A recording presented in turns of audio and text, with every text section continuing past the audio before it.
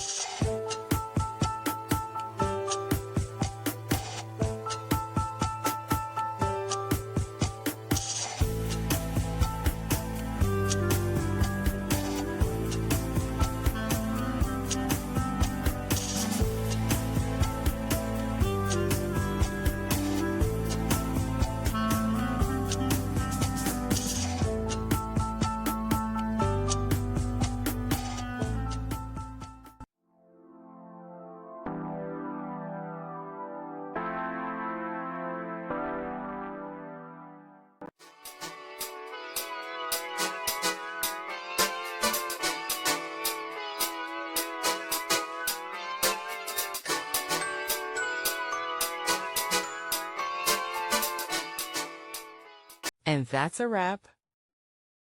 I hope you found the answer you were looking for. If you did, take a second to hit that subscribe button. It really helps out. And let me know in the comments which solution worked best for you. See you next time in the debug zone.